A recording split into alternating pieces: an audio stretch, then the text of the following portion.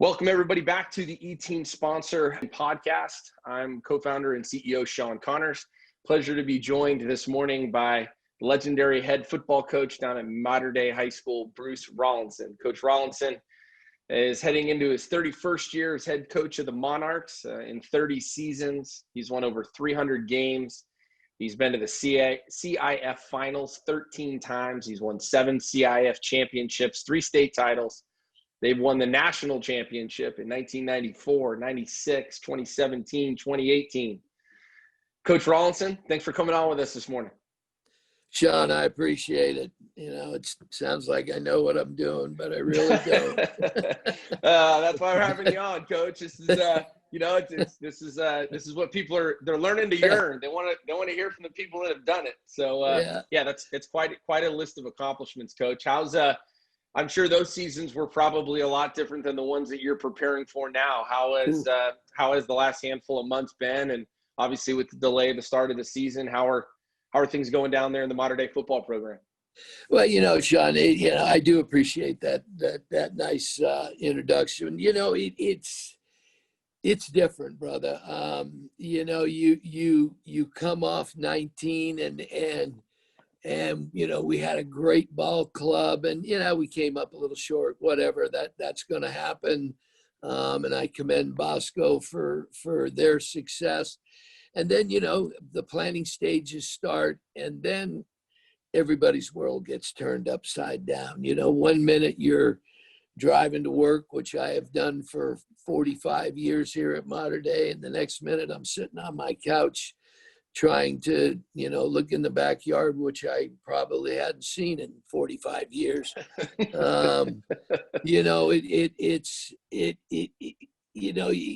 You have to stop and say, okay, let's get our priorities straight. First of all, family first, safety of everybody involved second.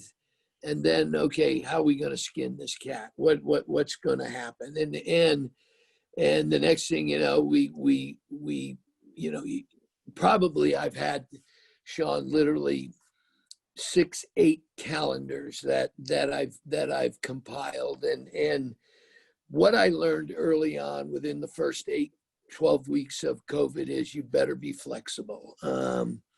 You plan something out and nope, things changed. So right now we're looking forward, and I think it's going to happen, to a January 2021 season. We have the kids back in a massively restricted environment, and we're training. We're not playing football. If they have a jump over the bags contest, I think I can win that. But we're getting in great shape. We're getting strong. Hopefully we get to phase 3 here by October, sometime in early October, and then we can start doing 7-on-7 and team. But you know what? You make the best of a bad situation, got good people around us, got great leadership around us, and then just keep adjusting as we go through these months. I'm sure there's a lot of coaches out there listening or watching, Coach. They're probably thinking, hey, how have you navigated the communication channels just between, what have you guys done to communicate with your team? How have you and your coaching staff met? Or I don't know if you're doing it on Zoom like this, or if you guys have, physically gotten together. How have you adjusted, to your word, been flexible in the off season in terms of how you communicated with your team so you can prepare? Well, going back to when everything got turned upside down in March, I had to do a quick course in our student communications, which was the ARIES system, and an offspring of that is called Canvas. My wife and my daughter helped me, and I linked up our entire football team. I had most of them in a block 1 early morning football class. And then we just, started facilitating information, after about 2 weeks, Sean, I'll tell you what, man, I shifted to heavy positive. We can do this. You guys can do this. Figure out how to train, but just, probably tested me motivationally wise for as good as I was worth, because we didn't know what was going to happen. We didn't know if there was going to be a season yet. We're like, probably we were about 40% into our off-season training. And, so you're literally putting your fingers in the dam as fast as you can. But I think it's a good question. Keeping everybody calm, listening to everybody, including your leadership team on your seniors, Sure. listening to your coaches. There was no bad ideas, from postcards to Instagram posts to whatever way, but we had to keep them together. We had to keep them positive. And we had to try to answer as many questions as possible and dispel as many rumors as possible. Wow. And that's been an ongoing process. Yeah, absolutely. Well, great. I think there's a lot that everyone can take from that, and trying to remain positive in a very tumultuous time. Like you said, it's being flexible. I love that you put leadership back on or you went to your leadership team, listen to them. That's fantastic. I think there's a lot of coaches out there that can take a lot from that. Coach, one thing I know that we, as many things changes, maybe one thing at least stayed consistent and stayed the same, is we were able to help you raise a lot of money again this year. And I know one thing, we try not to make this a commercial for E-team sponsor Sure. in any way, shape, or form, but it is a milestone that I think we definitely want to celebrate all wins, right? We went over $1 million raised on the Mater Dei high school campus. A large percentage of that, almost $700,000 for football. Just real quick, Coach, just in terms of looking back at that milestone achievement 10 years ago, we came into your office and you said, "Oh, great! I'll give you guys a chance. You and Steve and Randy." Just any thoughts on that? No, it's been a great run, Sean, and I believe in the product. Was I a little apprehensive? I don't like change. I thought we had a good system, and here comes the new concept of using an unfamiliar platform for the old coach. And then you guys are telling me, yeah, we can post it on social media and Twitter. And I'm, my heart's beating about 700 miles an hour, in the sense that, I knew I had a good thing going, and I didn't want to, I didn't want to upset the apple cart. But, over 10 years, when you step back and say, okay, the school raised $1 million, and the program, my program, it's pretty simple to do, and financially right now, I know we're probably going to talk to it down the road here in the interview, but the anxiety that I have, is not about playing football. It's about paying for football. Fundraising. I wake up at night going, how am I going to do this? I think timing was everything for E-team. I thought you guys, again, your leadership team was smart. They said, Bruce, launch now. Why not? I think it was early May or mid-April, we launched the 2020 project, and it went far beyond my and Steve's expectations, and thank God, because it's about the only thing that's kept me in the business office right now. Is I did bring money in a very difficult time. Yeah, no doubt. Same congratulations to you guys. Keep up the good work you're doing, and to the audience, if anybody ever has questions about it, obviously I believe in it, not just because of our success. There's probably other programs of smaller stature than Mater Dei, in size-wise and stuff, that do well too. And it's a good product. It's a good product. Awesome. Thanks, Coach. We appreciate it. We appreciate you jumping on board when you did. And yeah, pretty awesome accomplishment. Well, let's transition to a word you just mentioned, leadership. I know leadership is really important to you. I know one of the things that I didn't include in the questions that I sent you ahead of time, but was going to be talking, I thought about, Coach, was the three stripes, because I know that has a Yeah. leadership component to it. And there's a lot of people out there in the country that, they look at the helmet and they may think, well, wait a minute, it kind of looks like the Michigan helmet, but it's not. It's just three stripes. And so I know that has significant meaning to you and your football program. But leadership, Coach, what does leadership mean to you? Who's been your greatest influence in leadership? Why is leadership so important in the Mater Dei football program? You know what?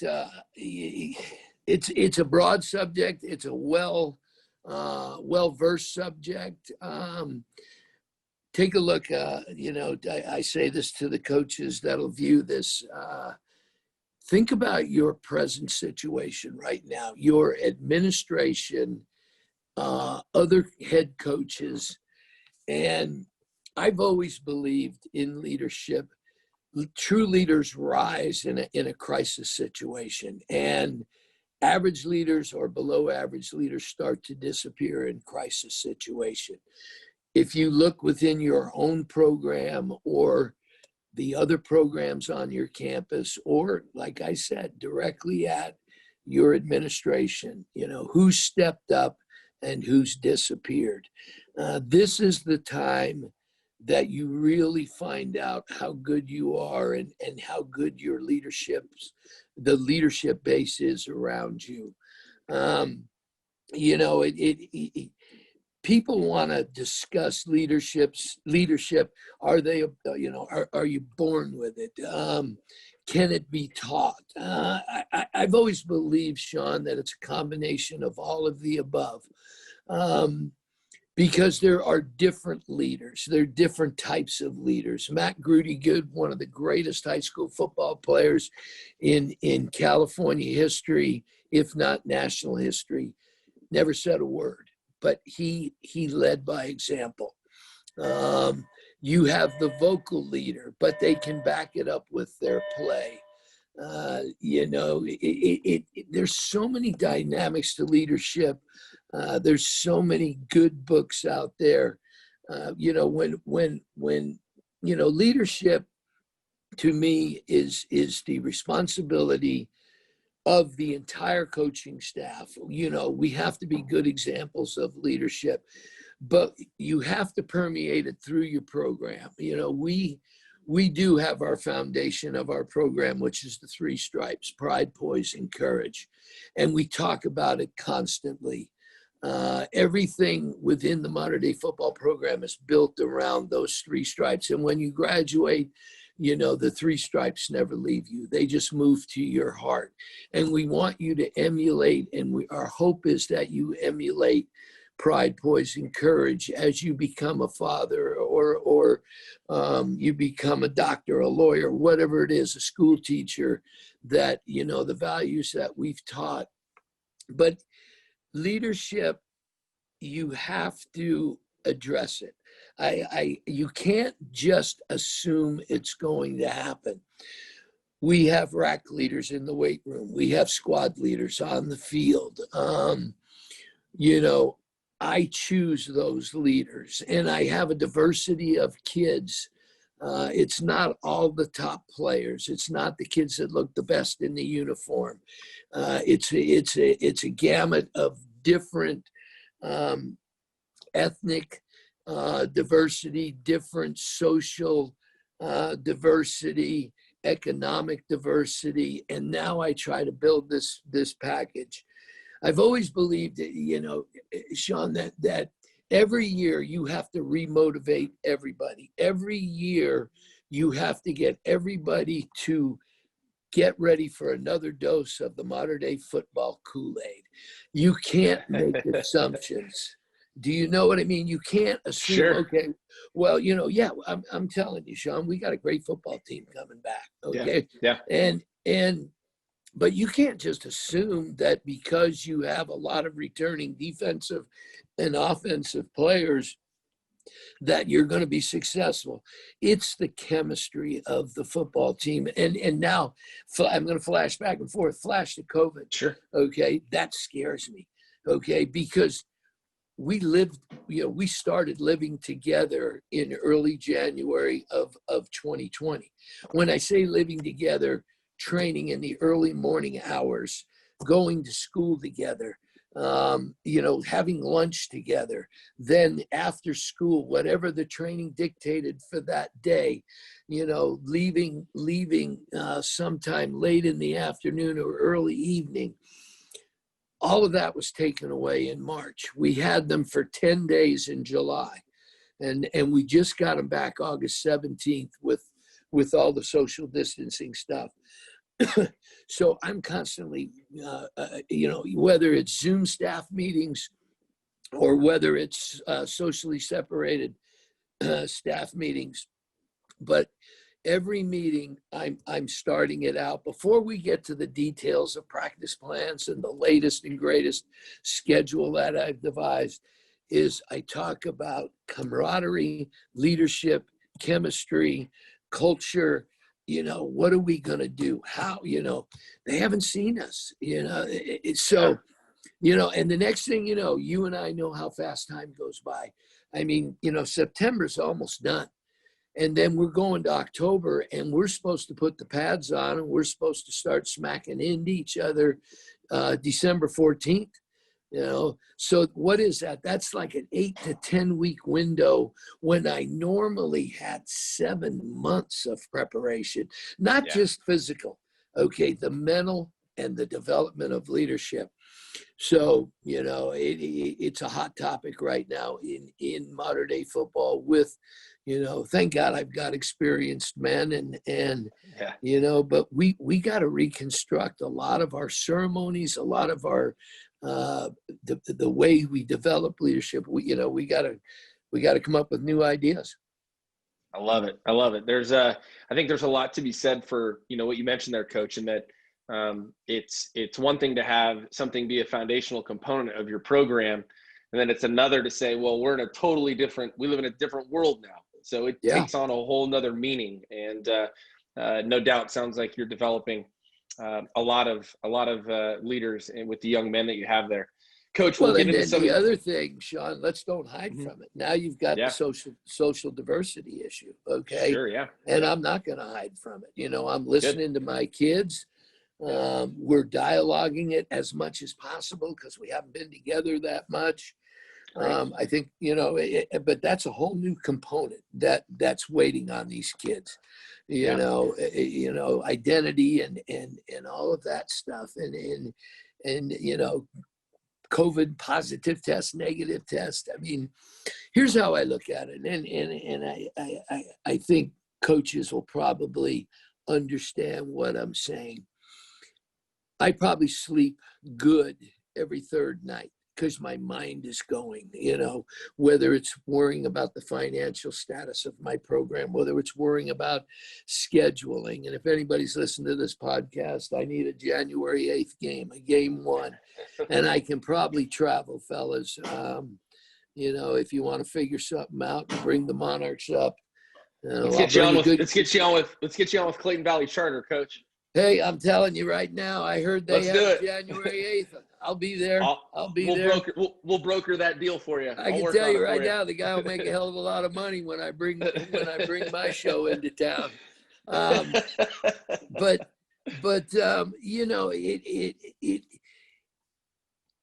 what I was alluding to is sometimes I go, wow, there's so much in it.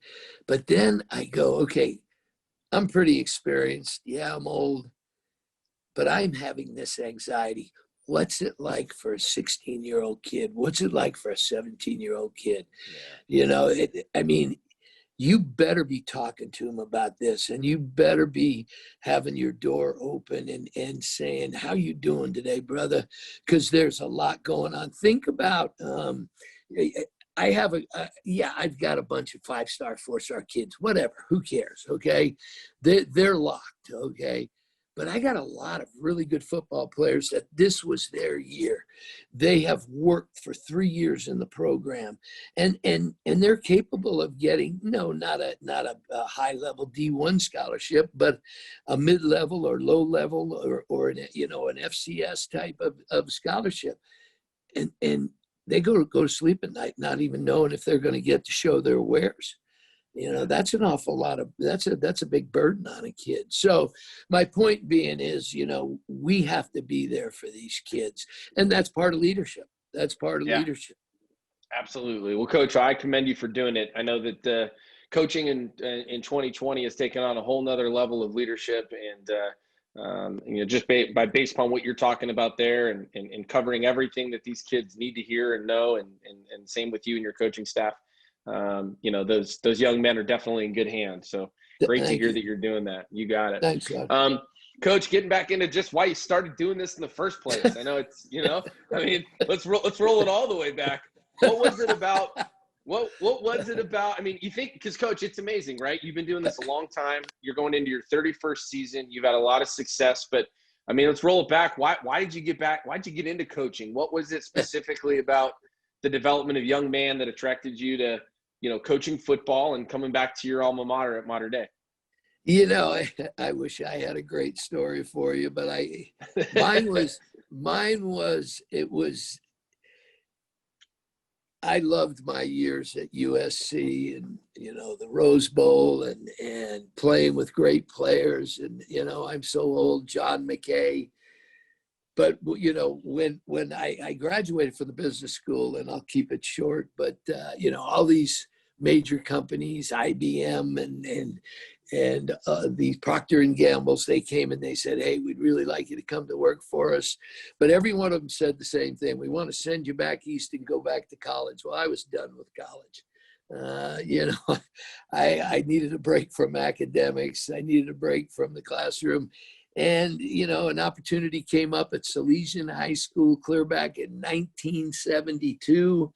Buddy of mine, Gilbert Ruta Flores, a tremendous individual, retired now, great football coach, and a guy named Larry Bryan. They were over at Salesian, and they called me and said, look, we can probably get you a teaching job, and let's coach some high school football. And I thought, okay, that's I can feel what I want to do, or sense what I want to do, or taste what I want to do, and if that's not what I want to do, I can move on. So, I hooked up with those guys, and 4 years later, 1976, I got a call from my alma mater here at Mater Dei, and I haven't left since. That's the long and short of it. I wish it was more glamorous than that, but, no, I didn't wake up and a bolt of lightning hit me in the head and said, I'm going to help young men. Yeah. I actually wanted to be able to put gas in my car and go on surfing expeditions. There you go. But as I got into it, I became very comfortable in the classroom. I really enjoyed teaching. I found that I did relate well to kids. I found that, I had my experience as a student, and even in coaching, I just say, okay, what can I remember about when I was in their situation, or talk to ex-players and say, all right, what did you feel when this, when we were trying to teach you this or discipline you about that?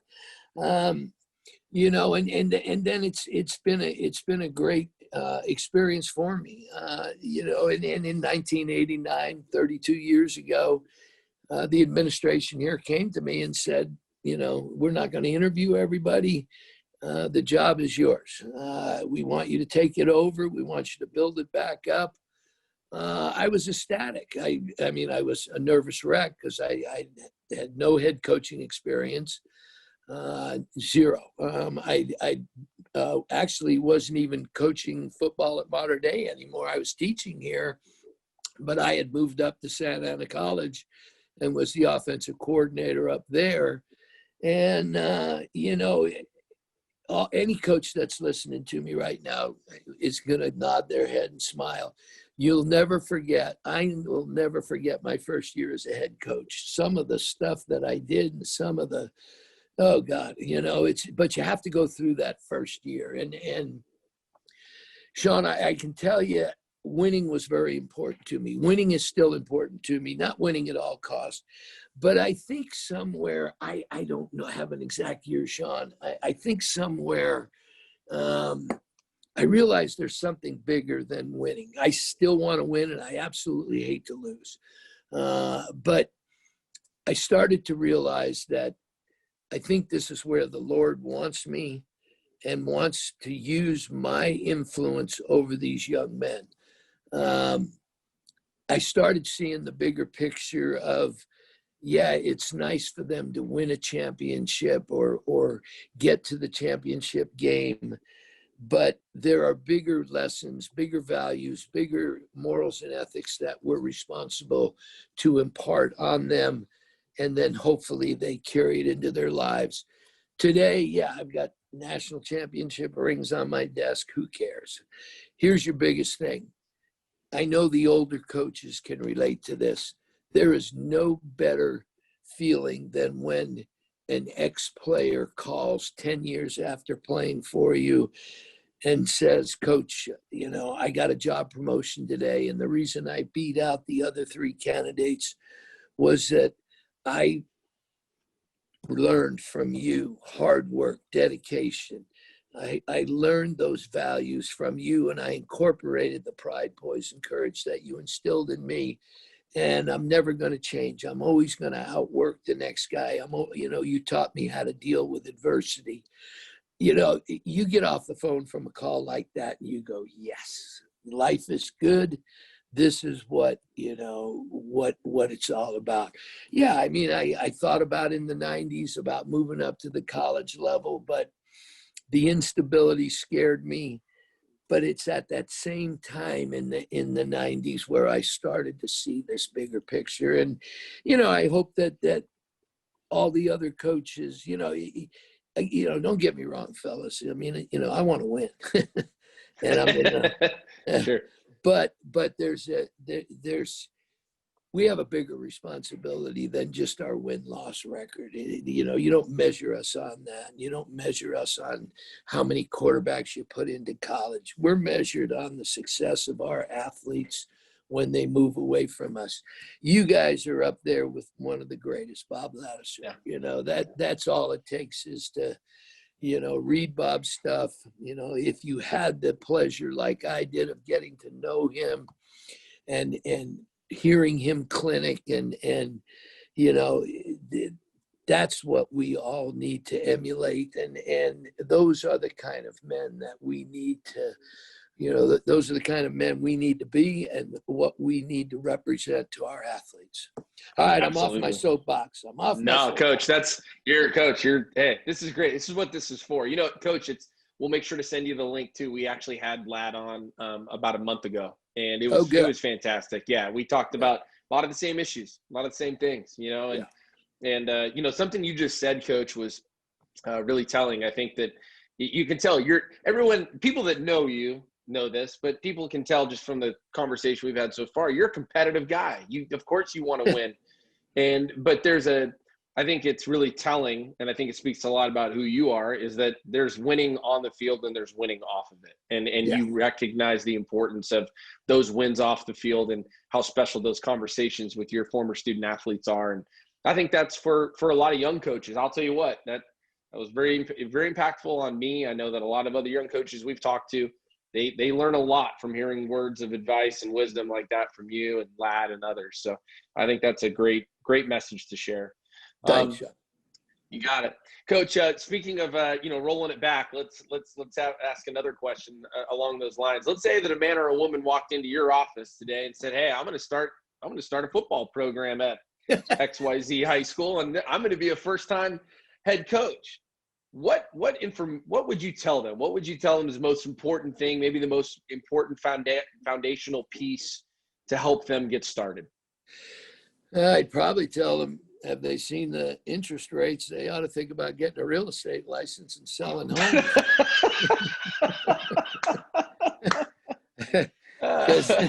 because you know what, you get a lot of,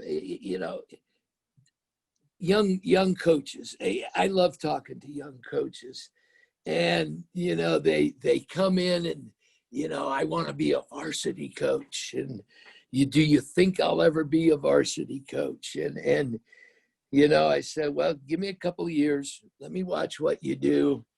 And I've had them, and they're good men, and 2 or 3 years later, they'll come in and say, what do you think? And I'll say, I don't think you're going to ever be a varsity coach. Why not, coach?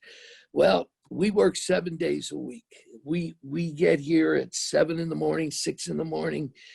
I go, you're a great 3 to 6 o'clock coach. You do a great job with my freshman team, for example. And I really respect you, the way you treat the kids. But if you want to get into this next level of coaching, you never came on Saturdays. You never said, hey, what can I do on a Sunday? I go, I don't even know if you have a Huddle account, Yeah. So, but it doesn't make them a bad guy. When you talk about people that come in and say they really, want to become a football coach, you have to be committed, Sean. You literally, you're not doing it for finances. Okay. You're not going to make any money at it. Okay? I don't care. Yeah, everybody thinks I make some god awful, incredible salary. And I don't, but I believe whatever you want to believe. I really don't care, but there's a reason at 71 I'm still coaching. The Catholic school retirement system wasn't quite what you public school guys have got, but you've got to say, I'm going to give it up a little bit for the financials, and I'm going to give up a little bit of my free time, because to be a great one, you got to invest the time. But the rewards are astronomical, which we already talked about, the impact and things like that. No, there's not a great financial reward, and there's certainly, your family is going to sacrifice.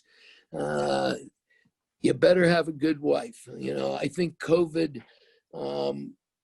my wife kind of looked at me and said, okay, this is going to get interesting, because we haven't been around each other that much. and but yet I have a family, and I have an awesome wife that supports me in everything I do, and understands that. Yeah, I said, I thought I could get home at 6 o'clock, but sorry, it's 9 o'clock. But I had to help out 2 kids, or I had to drive some kids home. That's just part of the job. If you're going to get in it, be committed, and you got to have a thirst, because there is the X and O side, and it's fun. Sure.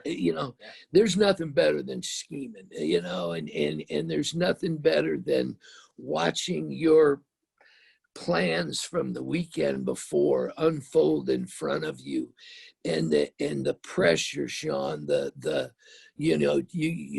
okay, we got to spin it around in 15 minutes, make adjustments, and put them right back out there. And what are they going to do in the second half? And okay, we planned on doing this in the second half, but that stuff, God, how exciting is it? I mean, the joy, and then there's a lot to be said about adversity and losing. It's all part of the game. Anyway, I get fired up once I start talking about it. No, it's good. I love it, Coach. I love it. Well, let's stay on that adversity side of it. I know it's something that we had pegged to talk about today anyways. You've accomplished a lot in your career in the way of wins. Congratulations again, Coach. 300 wins. That's incredible. But you've accomplished a lot. You've also faced a lot of adversity, right? I've heard coaches say they're not losses, they're learning experiences. It's kind of the positive spin on a loss. when you've led through adversity, when you've faced adversity in the past, or even just, like we have in the last 6 months, is there a core value or is there a foundational principle that you've leaned on as a coach? Maybe what's the single thing that you always lean on when adversity hits? I will tell anybody around me, including myself, and I'm the hardest guy to convince, okay, turn this adversity into success. Now, how are you going to go about doing that? Okay. I mean, we limped out of Cerritos College last year with, we took it right upside the head. One half, the Mater Dei showed up and we were rolling. In the second half, St. John Bosco took over and we drove home from Cerritos, dealing with adversity, So now you say, okay, what do you do? And you know what, all this, we don't get into this thing for try hard. Okay. We don't get into this thing for, they gave it a great effort. You're supposed to give a great effort. You're supposed to try hard. That's the given. So now you have this setback. Okay. You have to walk the kids through it. You and I know, okay, ultimately they're going to have bigger setbacks in their life, but that night, that's pretty big dose of adversity that they're handed. You got to make sure that they do the right things and that you're there for them. On our side, I don't think, anybody on my staff, I mean, you could probably take a poll. Every guy by 1 o'clock in the morning or 2 o'clock in the morning, was waiting for huddle to come up and trying to figure out what happened, but that's what motivates you. Okay. How do we prevent that from happening again? Not whether it's St. John Bosco or right now, what is my opening game against Corona Centennial? It doesn't matter. The core value is turn adversity into success. And then you've got to break it down from there through analytics. Okay. I look at my football program and in 2011, we struggled. I knew we weren't going to be a great ball club, but I didn't think we would, suffer the difficulties that we did. And it's the only year we've never gone to the playoffs. And I came to work, but I didn't sleep, and I came to work and probably spent, I don't know how many hours. And it wasn't about firing coaches. It was about completely self-evaluating myself. I took the program from top to bottom, tore it apart. And then I said, okay, I'm going to institute a plan and I'm going to rebuild this thing. I'm getting back in the race. And that's what we did. We came up with a 5-year plan. And I don't need to go into the details, but yeah, I'll be honest with you, Sean. I got a little complacent, got a little full of myself. I think some people around me got a little complacent, got a little full of themselves. So it was gut check time. And we haven't done bad from 12 on. And it was a good learning lesson, and again, how do you deal with it on a day-to-day basis? I can tell you, I'm going to go Catholic on you. It's a lot easier to involve the Lord in this thing. And all I preach to my kids is wake up in the morning, hit your knees, say a prayer, you have a great day, go to bed at night, hit your knees and pray for anybody you need to make amends to and look forward to the next day. And that's all we can do is control what's within our control. I love it. Coach, some great things that I picked out of there. I mean, I think one, like you said, turning that adversity into success. It sounds to me that there's obviously a level of humility from your standpoint, right? To say, hey, look, it starts with me and we've got to break this thing down. But there was also resiliency there, right? And the resiliency is one thing to say, it's another to put the hard work into it. And it's great because I don't think there are a lot of people that ever think of Mater Dei ever having a bad year or down year. And to know that, you had taken 2011 and used that as a launch point to to see the amount of success, to be resilient enough to bounce back, the work ethic, to build the program back to obviously what it is now, which is incredible. That's a great story. I did not know that. So great to hear. Coach, last couple here, and we'll look to wrap up. We'll have some fun with these. Just from there's going to be private school coaches, parochial school coaches across the country that are listening to this. They all have to navigate probably similar waters to, that you do. In your role, not only as head football coach, you have a role where you're working directly with the president of the school. You've had to work with a number of people on that campus, from the president to principal to administration, athletic director, advancement. Talk to us just about, kind of how have you navigated those relationships? How have you made it so that there is a successful, harmonious relationship between you and the rest of them? Maybe some words of advice for other, private, parochial school coaches that have to navigate those same waters with relationships. I'm fortunate. I have had great administrative support since I took over. You need the key people in the key desks to believe in you, but you've also got to put a product on the field, a brand on the field that they believe in and they're proud of. And that's a brand that, does, in the parochial school, guys, that's a brand that does represent the Christian values and the mission of the school. Okay. There's still room for individuality, but there is a certain, what does your brand show on the field? And the discipline, the academic, are your administrators, do those people know that you represent academics in your program? Whether that's, I don't know, we have a grade check system. We have an open line of communication with our teachers. We're fortunate. I have several coaches on staff that have access to the kids' grades so that I can, you don't get blindsided, but that, I don't want to go off on a side tangent. The point being is, they have to believe in you as much as you have to believe in them. And if it's not semi-equal on both sides, it's going to be difficult for you. A lot of coaches make excuses. Well, I think I could have won a championship, but my principal hated me. Well, how does your principal hate you? Yeah. That makes no sense to me. Okay. Or why did you stay there if you knew the principal hated you?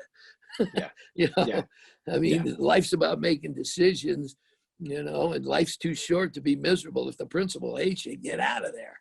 But and now it's, Sean, that, when you step back away from your program, when I step back, okay, I have scheduled meetings in December before we go on Christmas vacation, after the season is over.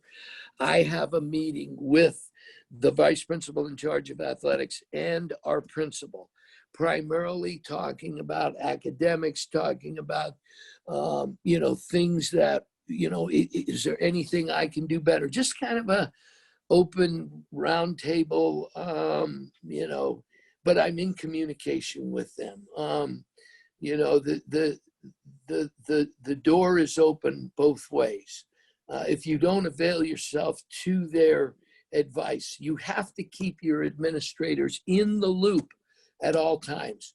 It's very simple. You copy or not just the athletic director, but the next administrator above your AD. And that's the way it's structured here. But, they have to trust you. You have to trust them. There's a lot of, you as the head coach, how many events do you go to besides football games, or besides, your buddies, the basketball coach? Do you support the other endeavors? Do you go to the senior class play? I can tell you, your administrators see you there. The students see you there. a lot of guys do this naturally, and a lot of guys wonder, well, why did I just have the door hit me in the ass and I got fired? Well, it's because you didn't do those things. You sat down in your office trying to figure out how to win, and life was passing you by, and the next thing you know, yeah, you might have won a few games, but they didn't you weren't. It's a whole system. It's called an educational system, and you're part of your school-wide educational system. So that's how, when I look at that, any opportunity I have to talk about Mater Dei High School, Mater Dei football, today's podcast, I'm going to jump on it. I'm going to jump on it because I believe in my brand. I believe in our school. Obviously I've spent over half my life here, and that's not going to be, that's an exception. But younger coaches, you got to sink everything you've got into the job that you have now. I hear coaches say, well, this is just a stepping stone. You're not going to step anywhere. You're looking at it the wrong way.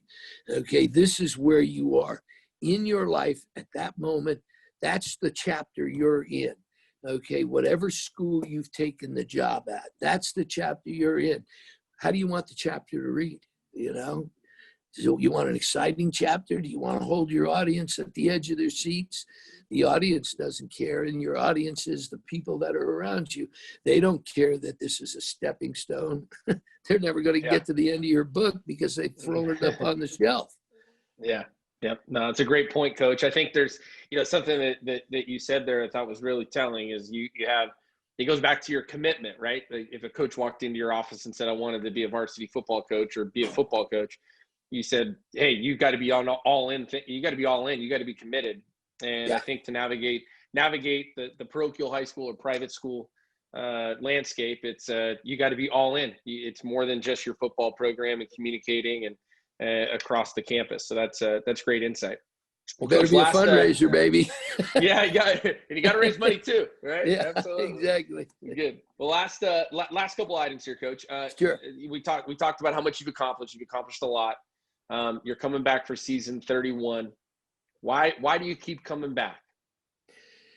You know what? I think, first of all, it's all, you have to be healthy enough to do it. You don't want to be like some of the books that we've read where the coach is saying, put Connor in. Connor graduated 3 years ago, Coach. And your body, you're not going to have the same spring in your step. And I'm certainly not going to run out on the field with the team because I'd probably keel over. But if you got good health, good enough health, okay, and you have your mental faculties about you, why not? But that's a decision. It's an individual decision.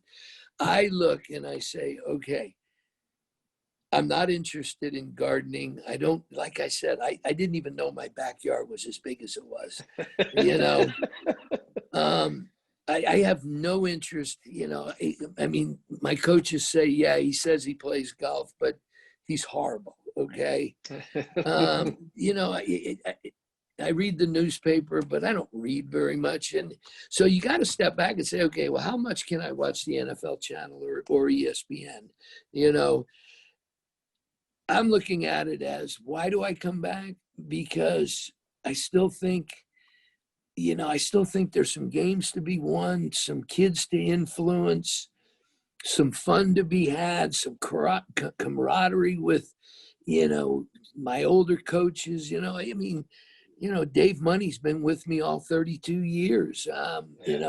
Eric Johnson's been with me 27 of the 32. John Hopkins, they're my best friends. Let's go have fun. I love it. I love it. And I think, down the road, and I don't know when that is, I know when January or December of 2020 hits, those next 11 months they're gonna test me for everything I'm worth, because we're having 2 seasons in 1 year, you know, and you know, I got to see where I'm at after that grind. But yet I'm kind of fired up about it. So, well, Coach, I can tell, I can feel it through this podcast, Coach. The fervor and the passion that you still have to do what you do is obviously there. It's evident, and I think that's something to be, you know, I think for any coach that's listening that's out there is to say, look, you know, if you can do this to, you know, coach to your age and still have the passion, the drive for all the reasons that you just mentioned, I think that's I think that you're doing it for the right reasons, and yeah, you should continue to do it. So, well, Coach, we'll wrap up here, and we'll wrap it up. We try to close out the podcast with a message of, I call it our power positivity message. And just for listeners, for viewers that are, you know, we send them off with something positive, something that they can take action with. Obviously, a lot of great wisdom nuggets, if you will, from today's recording as already. But if we could send them off with something positive, Coach, what would you tell coaches that are listening and viewing today? I start out with my favorite saying: the only one that can beat you is you. Okay, nobody else can beat you. I tell that to kids. You know, we control, okay, the effort. God controls the outcome. It's as simple as that. You know, wake up, hit the floor, okay, do the best you can, get everything dialed in. In my case, it takes a few minutes, and then just go, you know what? I get to live another day, you know, but again, you know, any negativity is created by you, and you're beating yourself. So don't beat yourself, man. Don't ever beat yourself. You know, and then just give your best effort. Give your best effort, and then say your prayers, and God will control the outcome. It might not be the outcome you want, but you know, if you've got that faith, you're going to be fine. But you know, life is good. Life is good. It's just how you want to approach it, brother. I approach it at 200 miles an hour, and I get fired up, and I love it. I love it. I love it, Coach. If I lived in Orange County growing up, I would have found my way to Mater Dei. I'd run through a brick wall for you. I love it. Well, thank Coach, you. we really appreciate you coming on and sharing as much as you did. You know, you said something pretty telling a moment ago, and I forgot to mention it, but there's going to be 2 football seasons in the year 2021, which, you know, that's you know, I guess I haven't really thought about it that way. And you saying that, we're going to have to definitely get you back on in between the 2 seasons, and we'll check in with you then and have another conversation and catch up to obviously see how the first season of 2021 went, and how you're preparing for the second one. But Coach, continued good health, Godspeed, good luck with the team leading up to December 14th. I know you're excited about it. I'm sure your program is as well, and we really appreciate you coming on the podcast today. Thanks, Sean. You guys do a great job. Tell Steve I said hi, and we'll talk to you soon, man. All right, Coach. Sounds like a plan. Take care. Bye, buddy. Take care. Bye-bye. Go Monarchs. Go Monarchs.